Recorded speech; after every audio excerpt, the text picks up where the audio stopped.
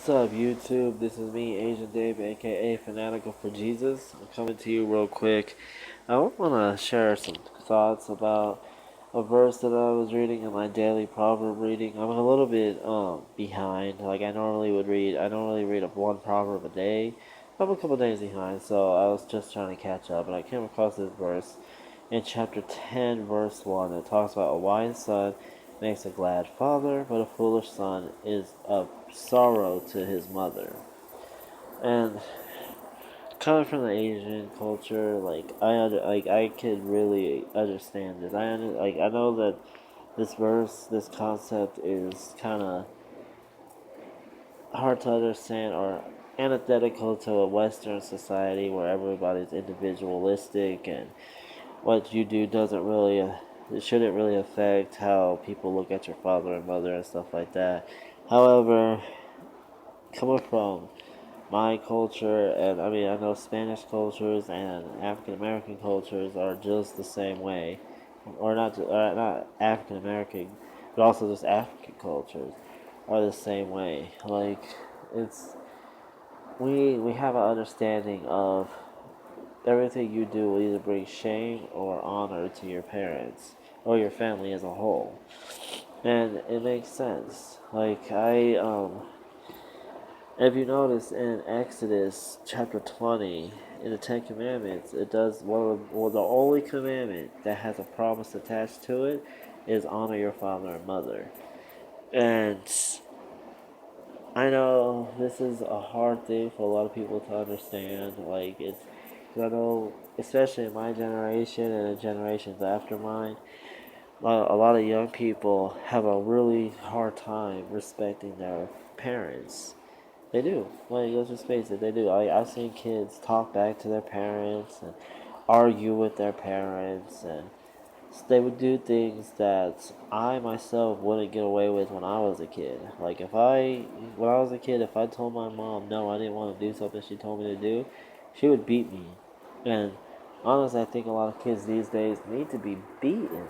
But you have parents that are so afraid to discipline their children because of social services being called that they don't discipline their children, and it's sad. It really is sad because now you have a generation of young people that are going around running amok, doing whatever the hell they want to do because they don't think there's any consequences for their actions.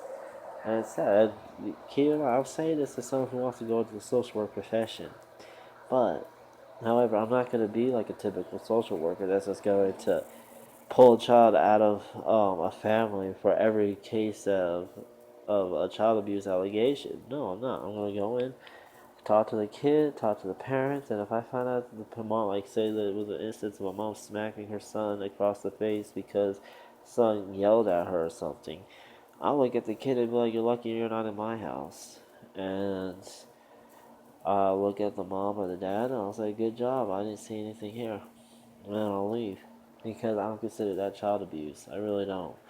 I'm a firm believer in where it says, I think it's in Proverbs.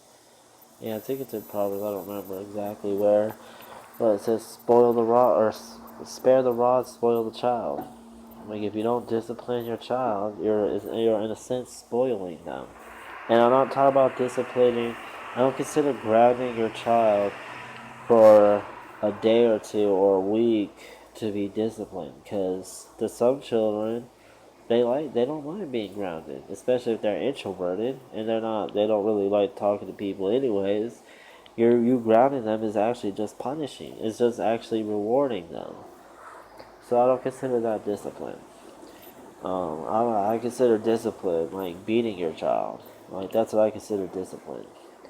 And I don't know. When I have kids of my own someday, there's only gonna be two instances where my son or my daughter will get beat, and that's if they disrespect their mother or if they lie. Those will be the two instances, and they'll know that if they lie or disrespect their mother, then they will be beaten. Like I'll make that perfectly clear. Anyways, but I digress. I just this verse just really hits home to me because Oh, I understand what it's like, first off, to have a father who isn't a good father, he really is a pathetic excuse for a father. That's why I call him a sperm donor. But at the same time, though, I know that I do have a biblical mandate to honor him. I do.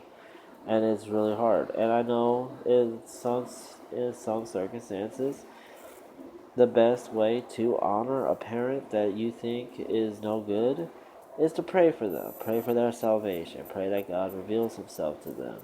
That's the best way to honor your parents if there's no other way to honor them. Um, yeah, like, because I do admit, but if you notice that the commandment to honor your father and mother does not say honor your father and mother only if dot dot dot.